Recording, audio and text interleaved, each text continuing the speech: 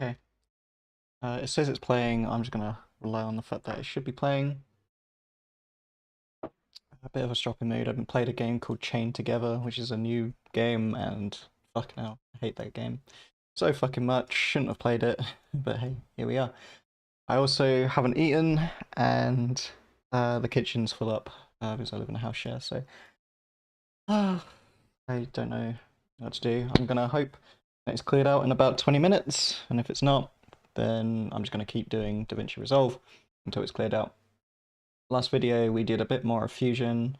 We went through, so you can see here with this text, we've got this stupid text effect.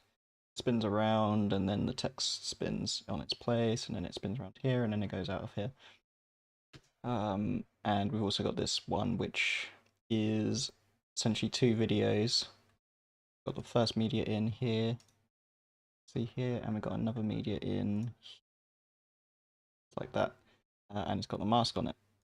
So it's got the mask on it, and then it transforms it over to that position, and it blurs it. So blurs, and then it comes in that, and then it merges with this other blur of this text. So we've got text saying hello, and then this also blurs in the same way, and then it merges with this. So this is a mask of this one, and the end result is I showed before. So that's what we've done, and we are now going to go on to the next bit of this DaVinci Resolve. So we're going to be using this, hopefully. Hoping my mood will come up a little bit more, but I don't expect it to. So we're just going to hope we do good. And a common thing that you might want to do is take a piece of footage and kind of put it inside of something. And so we want to put this little guy. Oh, I should make sure that I cover my ass before anything else. So this is Introduction to DaVinci Resolve, full course for beginners by Cassie Ferris. Sorry, my hands are covered in flour, so I'm also making bread. So this the course is it's by Cassie Ferris, and he has a tutorial on this, but also of Fusion. He does like a paid course, so if you want to subscribe to that, then subscribe to it. Into the cockpit of our spaceship. This is a perfect thing to do in Fusion. So to get both of these clips into Fusion at the same time, we can simply just right click here with them both selected and go up to New Fusion Clip. That's going to combine those together. And then when we go to Fusion, it's going to have these clips already put into a merge node. So let's arrange these. I like to put the background coming in on the left and the foreground coming in on the top. That just helps me. So have I made a Fusion clip with this one as well? Is this a Fusion clip as well? Or is that just got the media in? I assume this is also a... No, it's not. Okay. So a Fusion clip is a very specific thing. Again, it doesn't really matter because you could have the foreground coming in on the left. It's the foreground because it's connected to the green input, right? But just so that I don't get lost, I like to put the background on the left, foreground on the right. Let's take a look at what the background is. This is going to be our spaceship.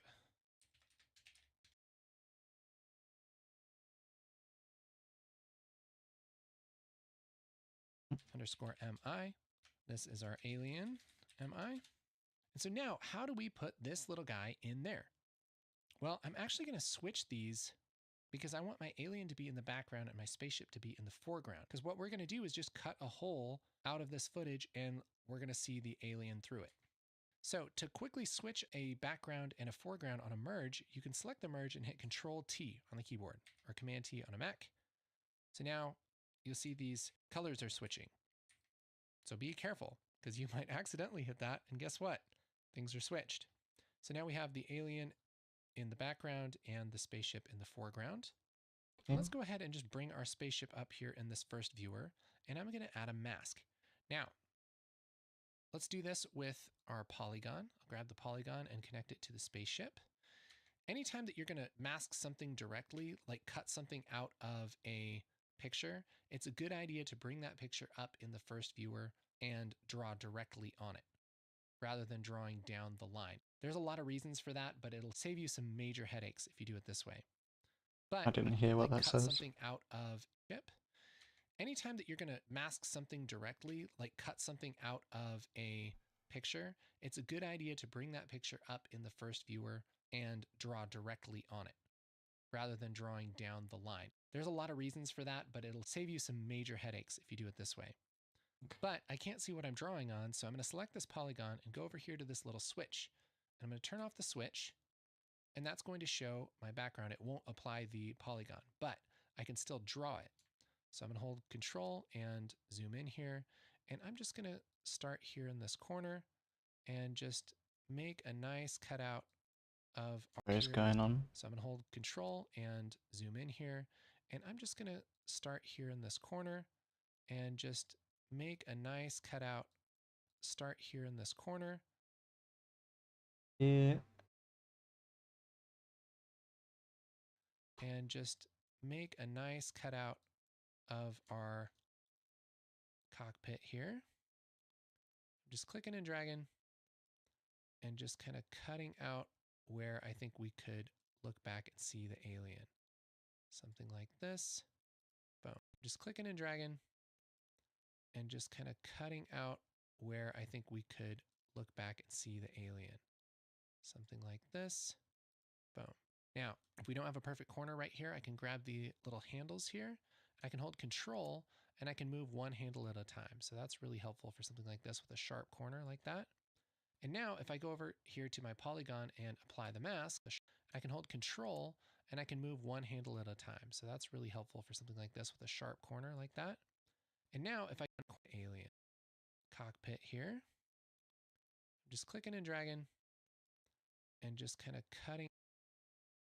He goes up.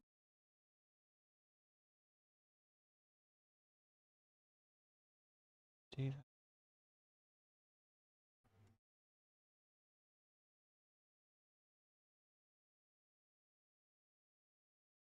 Wish I learned how to control these things properly. It's probably a skill I should learn.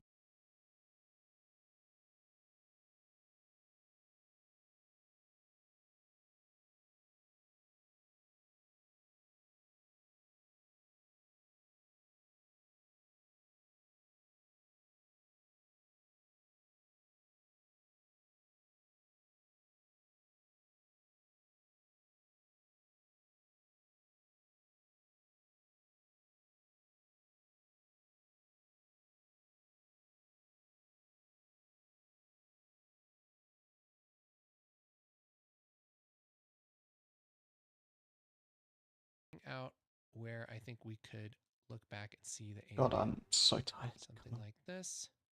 Boom. Now, if we don't have a perfect corner right here, I can grab the little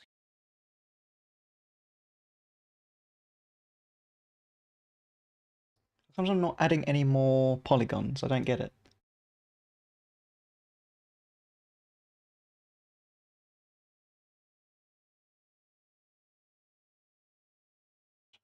handles here.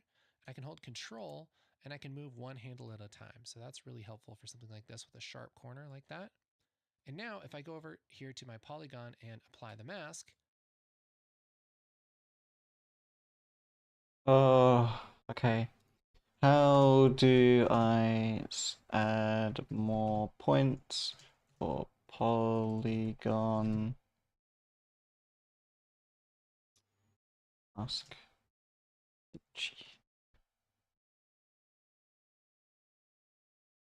I don't care about adding multiple masks. I can't add more masks. I can't add more. Okay, I'm just gonna make another one. Okay, fucking dare.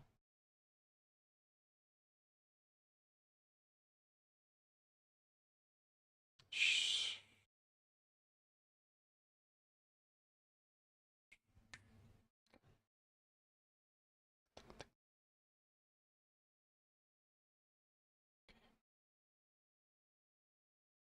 Oh, I just saw where it was.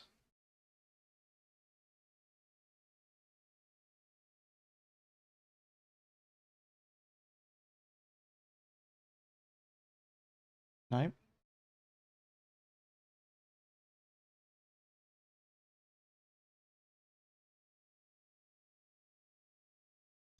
Doesn't it complete it?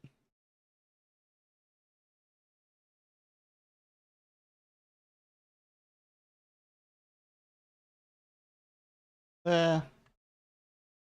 And we're going to turn it back on. Now, if we don't have a perfect corner right here, I can grab the little handles here. I can hold control and I can move one handle at a time. So that's really helpful for something like this with a sharp corner like that. And now if I go over here to my polygon and apply the mask, it's going to only draw this spaceship media inside of the mask, which is not quite what we want. Let's go over here to the mask, select that. And then here in the inspector where it says invert, let's click invert. And that's going to just kind of cut out a little window here. Now we have our alien showing through in the back. That's great, but he's the wrong size. So if we want to resize him, we can use a transform node, which is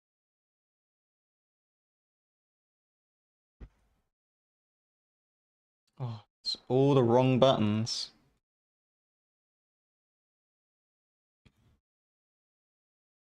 I want this one to be the background.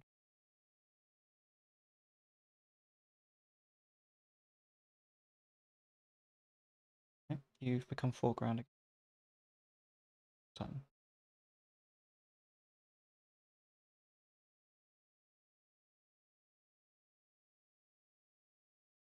right.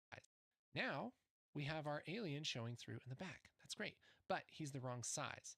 So if we want to resize him, we can use a transform node, which is right here under the stop button. Grab this and drag this in. No.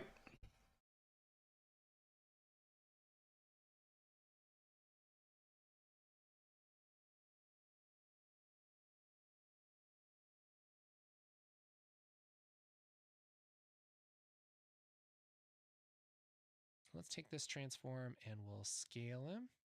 And look, we're kind of scaling him in this little window. And we just got to position him where he feels good. Let's rotate him a little bit. That's pretty good. Maybe we'll make him just a touch bigger, like he's kind of stuffed in there. There's our little man. And now because we have similar lighting and everything, this is going to work pretty well because we planned this shot, right? The only other thing that I might do is this mask just seems a little bit harsh. And so let's just take this polygon mask. We'll zoom in here and we'll just take this soft edge up just a touch, just so it looks realistic. It matches with the other edges and everything. That's going to do just fine. Now, I mean, you almost can't even tell that we did that, which is the goal. I don't know. I think I can tell I did it, but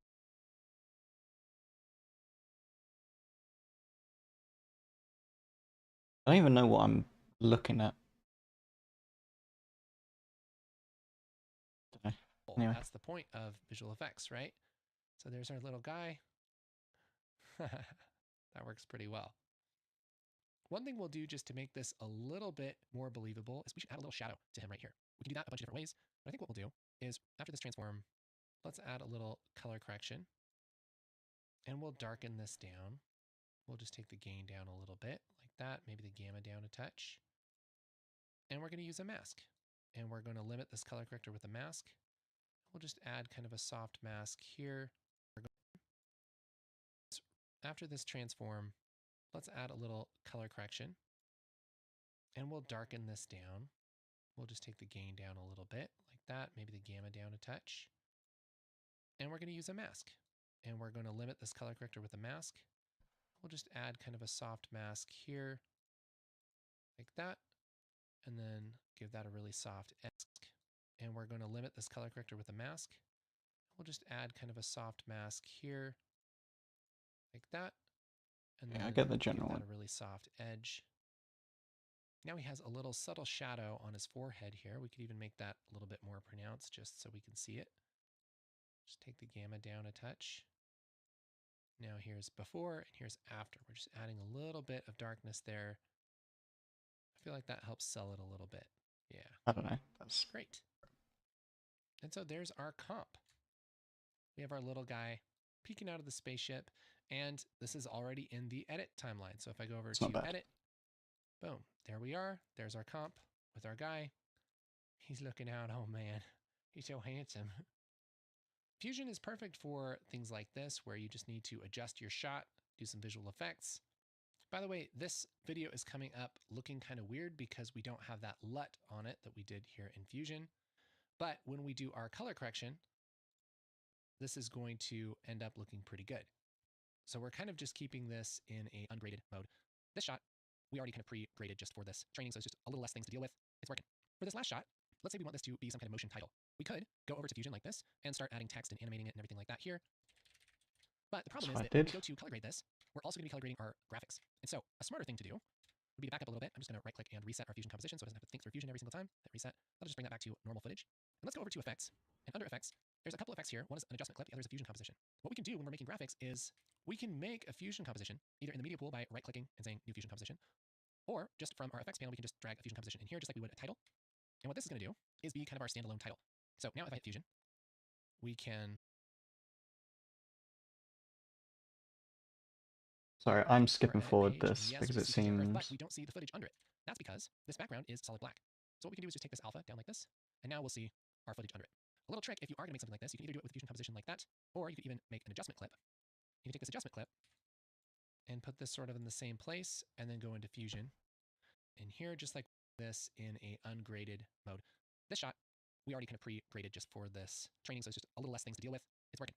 For this last shot, let's say we want this to be some kind of motion title. We could go over to sort of in the same place and then go into Fusion, and you'll see the background behind it. So our media in is just what you see in the timeline. But if we make this text, we still have this separated as a separate layer. And if we were to move this over like this, that's just going to be over whatever our background is. When we get into the color page, we can choose not to put color on our adjustment clip. So this might be a better way to actually do it right now is using an adjustment clip and just switching over to Fusion so that we can see kind of how this looks over our footage. And let's go ahead and just change the font. I like this font called Poppins. You can get this on like Google Fonts and everything. It's free. I'll just push up the size and maybe push up the tracking a little bit. I like something like that. That looks nice. And from here, I mean, man, we can just do anything. So let's do something crazy. Let's use this text as a mask, and we'll take this footage, and we'll mask the footage over itself with the text. This is crazy sauce. So I'm just going to disconnect the text here, and let's take a transform node and plug this media in into the transform node. Then we can merge that over, and it looks like nothing's happened. But let's go ahead and flip this upside down like this, and we can move this around with our transform node, and we can see that we have a layer over itself like this. So maybe let's do this, and let's take this text, and let's just use this text as a mask for our merge. We could do it for the transform, which might actually give us the same result, because we're only going to transform this inside of where the text is. But if we want to add other things like color correction, stuff like this, it would be more problematic. And so if I hold shift and take this text out, I can put this text into the mask input of the merge, and we get the same idea, but a little bit more flexibility later. Let's just maybe do this, and then maybe we'll add some color correction to our transform, and maybe let's desaturate it, push the gamma down or something like that. So now we have this really cool looking title, which we can animate and do all kinds of stuff. Like let's take this transform, and we can animate this angle. Let's take the angle here, and we'll just maybe move that a little bit. And then by the end, we'll have this moving like that. So now we have this really crazy looking title. It's really unique. I mean, you're not going to see this in a template or anything like that. That's pretty cool. It's just unique to this film. Pretty cool. We can also animate the text.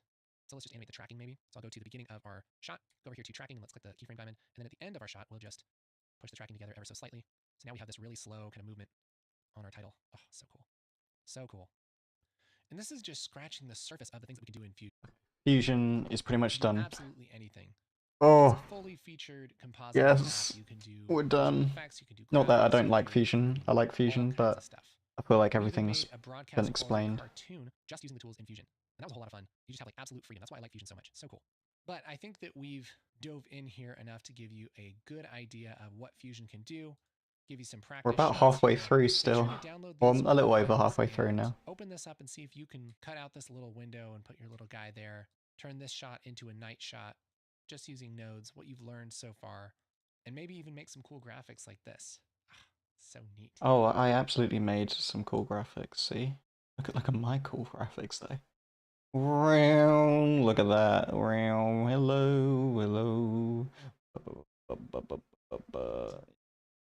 I clearly made the cooler nodes. Stuff seems really exciting and you want to dive deeper. Make sure to check out our DaVinci Resolve resources guide, which is available right there, where we've gathered some of the best resources for learning Fusion. This is courses, tools, templates, all the things that you would need. That's available right now, and you can get it for free if you click on the card right there. Let's keep going. All right, now we're going to talk about the color page. Okay, so we're on color now. What I'm going to do, I'm just going to quickly mute myself. I'll come back if the kitchen is not clear. I'm going to come back either way, so it doesn't matter.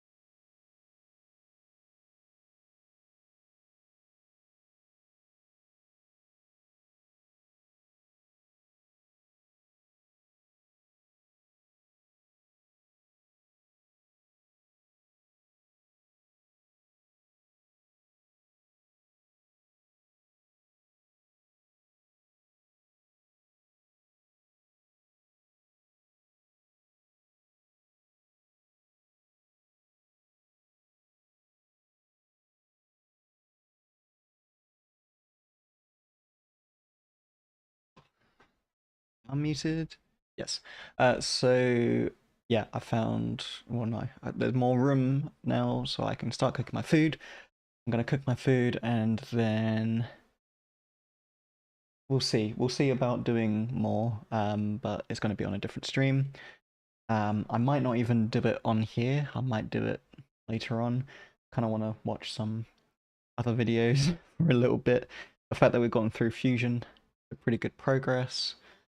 Color correction is not as much important now, so we are really reaching the point where we are probably going to be done and ready. Their light page is going to be interesting as well. I'm into audio and whatnot, so that'll be pretty cool. But for now,